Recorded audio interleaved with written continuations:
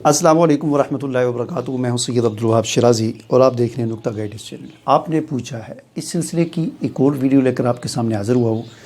ناظرین، رمضان مبارک کے حوالے سے ایک سوال پوچھا جاتا ہے، بلکہ بہت سارے سوالات ہیں جو آپس میں ملتے جلتے ہیں۔ وہ سوال یہ ہے کہ شیطان کے حوالے سے، ابلیس کے حوالے سے یا شیاطین کے حوالے سے، کہ احادیث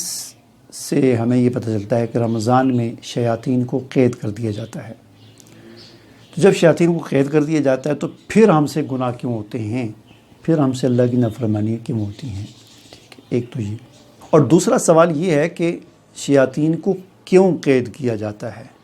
ان کو کیوں قید کیا جاتا ہے، اس کی وجہ کیا ہے؟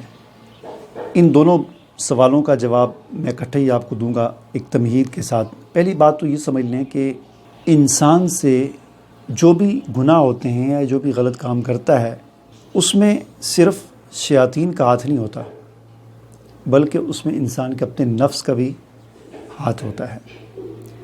انسان کے دو دشمن ہیں، ایک شیطان ابلیس، اور دوسرا اس کا اپنا نفس جو ہے، یہ بھی نفس امارہ جو ہے، جو برائی کا حکم دیتا ہے۔ قرآن حکیم کے مطالعے سے ہمیں یہ پتہ چلتا ہے کہ انسان کا نفس بھی انسان کو برائی کا حکم دیتا ہے۔ نفس کیا چیز ہے؟ آسان اور سادہ الفاظ میں اگر میں آپ کو سمجھاؤں تو یوں سمجھ لیں، جیسے ہم کہہ رہے ہوتے ہیں نا، میرا دل کرتا ہے کہ میں یہ کام کروں، میری خواہش یہ ہے کہ میں یوں کروں، میری خواہش یہ ہے کہ میں یہ کھا لوں، یہ پہن لوں۔ یعنی یہ جو خواہش انسان کی ہوتی ہے نا، تو یہی سمجھ لیں کہ نفس جو ہے یہ حکم کر رہا ہوتا ہے۔ تو بات یہ ہو رہی تھی کہ انسان کو سے گناہ جو ہے، جہاں ایک طرف شیاطین کرواتی ہیں، یعنی شیاطین کا گناہ کروانے کا مطلب یہ نہیں ہے کہ وہ کوئی بازو سے کھینچ کر زبردستی گن پوائنٹ پر ہم سے کوئی گناہ کرواتے ہیں، نہیں، بلکہ وہ صرف ایک ترغیب دیتے ہیں، دکھاتے ہیں ہمیں دور سے ایسے کہ ادھر دیکھو، تو پھر ہم اس طرف بھاگ پڑتے ہیں۔ بھاگتے تو ہم اپنی مرضی سے ہیں۔ اسی چیز کو قرآن حکیم میں بھی بیان کیا گیا ہے کہ قیامت والے دن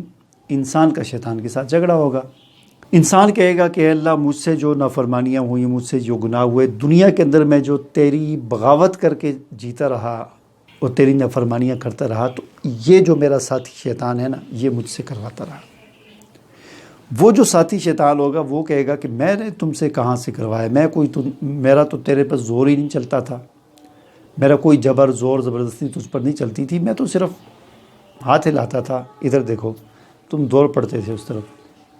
تو میرے کوئی زور زبردستی نہیں تھی، تو وہ اپنی مرضی سے سب کچھ کرتا تھا۔ تو عرض کرنے کا مقصد یہ ہے کہ شیطان زبردستی نہیں کرتا، وہ صرف دکھاتا ہے، اور قیامت والے دن وہ اسی بات کو اللہ کے سامنے بھی کہے گا۔ ایک تو یہ شیطان ہو گیا، دوسرا خود ہمارا نفس ہے، وہ بھی گناہ کرتا ہے۔ اب رمضان میں شیاطین کو قید کیا جاتا ہے، احادیث میں یہ بات آتی ہے، لیکن یہاں پر میں تھوڑی سی وضاحت یہ کر دوں کہ ابلیس جو ہے، ابلیس وہ جس کا واقعہ قرآن میں ہے، حضرت آدم علیہ السلام کو سجدہ کرنے کا حکم ہوا، جو بڑا شیطان ہے ابلیس، اس کو نہیں قید کیا جاتا یعنی کیونکہ اس نے، قرآن سے ہمیں یہ پتہ چلتا ہے کہ اس نے اللہ سے قیامت تک کے لیے مہلت مانگی ہے، اور اللہ نے اس کو قیامت تک کے لیے مہلت دی ہوئی ہے۔ اور نہ ہی احادیث میں کوئی ابلیس کا نام نہیں ہے کہ ابلیس کو باندھ دیا جاتا ہے۔ احادیث میں اس طرح ہے کہ ایک احادیث میں ہے کہ شیاطین کو قید کر دیا جاتا ہے، یا کچھ احادیث کے الفاظ یہ ہیں کہ سرکش شیاطین کو یا سرکش جنوں کو جکڑ دیا جاتا ہے، اس میں ابلیس کا ذکر نہیں ہے۔ تو اس لیے مفسرین نے، یا محدثین نے یہ بات عرض کی ہے، یہ لکھی ہے کہ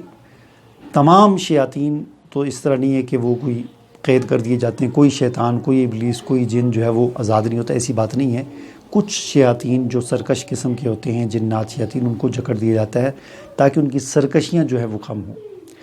دوسری بات یہ کہ ان کو قید کیوں کیا جاتا ہے، اس کا آسان سا جواب آپ یہ سمجھ لیں کہ دیکھیں، عام دنوں میں ہم جب گناہ کر رہے ہوتے ہیں، ایک عام آدمی جب گناہ کرتا ہے تو وہ اپنے آپ کو یہ بھی تسلی دے رہا ہوتا ہے کہ یہ شیطان نے مجھ سے کروایا، ابلیس نے مجھ سے کروایا۔ تو رمضان میں کچھ شیاطین کو قید کر لیا جاتا ہے، سرکش قسم کے شیاطین جنوں کو قید کر لیا جاتا ہے، تاکہ اب پتہ چلے کہ تو خود کتنے گناہ کرتا ہے۔ لہٰذا رمضان کا مہینہ ہمارے لیے ایک، یوں کہہ لیں کہ ایک ٹیسٹ کیس ہوتا ہے کہ رمضان کے مہینے میں جو کچھ ہم کر رہے ہوتے ہیں، نافرمانی والے کام یا جو غلط کام ہم کر رہے ہوتے ہیں، گویا کہ یہ ہم خود کر رہے ہیں۔ اب تو شیاطین جو ہے سرکش قسم کے جو ہیں وہ تو قید ہیں۔ اب کیوں یہ گناہ ہو رہے ہیں؟ اس لیے ہو رہے ہیں کہ اب یہ نفس ہمارا کروا رہا ہوتا ہے۔ دوسری بات یہ کہ جیسا کہ میں نے عرض کی، قرآن حکیم میں انسان کے اور شیطان کے جھگڑے کا ذکر ہے کہ قیامت والے دن اللہ کے سامنے انسان اور شیطان جھگڑیں گے، تو ایک مہینے کے لیے اس کو قید کر دیا جاتا ہے، ان کو پابند کر دیا جاتا ہے، ان کی سرگرمیاں محدود کر دی جاتی ہیں اور انسان کو آزاد چھوڑ دیا جاتا ہے کہ اب تم کرو۔ گویا کہ ہمارے لیے اس میں یہ ہمیں اپنے آپ کو چیک کرنا چاہیے، ہمارے لیے ایک آزمائش ہوتی ہے، ہمارا امتحان بڑھ جاتا ہے کہ اب جو ہم سے گناہ ہو رہے ہیں، اب اگر کوئی روزہ نہیں رکھ رہا تو یہ نہیں کہہ سکتا کہ یہ شیطان کا زور ہے، اب یہ خود روزہ نہیں رکھ رہا۔ اب اگر کوئی نماز نہیں پڑھ رہا رمضان میں بھی، اب اگر رمضان میں بھی کوئی جھوٹ بول رہا ہے، رمضان میں بھی کوئی حرام کھا رہا ہے، رمضان میں بھی کوئی حرام بیچ رہا ہے، ناپ تول میں کمی کر رہا ہے، یہ جتنی بھی نافرمانیاں کر رہا ہے، تو یہ گویا کہ خود کر رہا ہے۔ اب شیاطین تو قید ہیں، تو لہٰذا اب یہ اللہ کے سامنے یہ نہیں کہہ سکتا کہ یہ شیطانوں نے مجھ سے یہ کروایا تھا، یہ شیطان پر اس کا الزام نہیں دھر سکتا، اب تو یہ خود کر رہا ہے، ٹھیک ہے نا۔ تو خلاصہ کلام یہ ہوا کہ یہ شیاطین کا قید کیا جانا، کیوں قید کیے جاتے ہیں؟ اس لیے قید کیے جاتے ہیں کہ یہ بھی ہمارے لیے گویا کہ سمجھنے کا آزمائش ہوتی ہے کہ اب ہم کتنے پانی میں ہیں، اب پتہ چلے گا، ٹھیک ہے نا۔ اور ہمیں اس بات پر غور کرنا چاہیے کہ رمضان میں جو ہم سے نافرمانی ہوتی ہیں یہ ہمارا نفس کروا رہا ہے، لہٰذا شیطان جس طرح شیاطین سے بچنے کی ضرورت ہے، شیطان کے حربوں سے، اس کے واروں سے بچنے کی ضرورت ہے، اس سے بڑھ کر اپنے آپ اور اپنے نفس سے اور اپنے نفس کے شر سے نہ صرف بچنے کی ضرورت ہے بلکہ اللہ تعالیٰ سے مدد مانگنے کی ضرورت ہے۔ حضور نبی کریم صلی اللہ علیہ وسلم کی جو دعائیں منقول ہیں ان میں سے ایک دعا یہ بھی ہے جس میں آپ صلی اللہ علیہ وسلم نے ہمیں امت کو یہ دعا سکھلائی کہ ہم اللہ تعالیٰ سے یہ دعا کریں کہ اے اللہ میں تجھ سے اپنے نفس کے شر سے پناہ چاہتا ہوں، اپنے نفس کے شر سے پناہ چاہتا ہوں کہ میرا نفس کا شر اتنا بڑا ہے یہ مجھے قیامت والے دن ڈبو سکتا ہے، لہٰذا اے اللہ میں اپنے نفس کے شر سے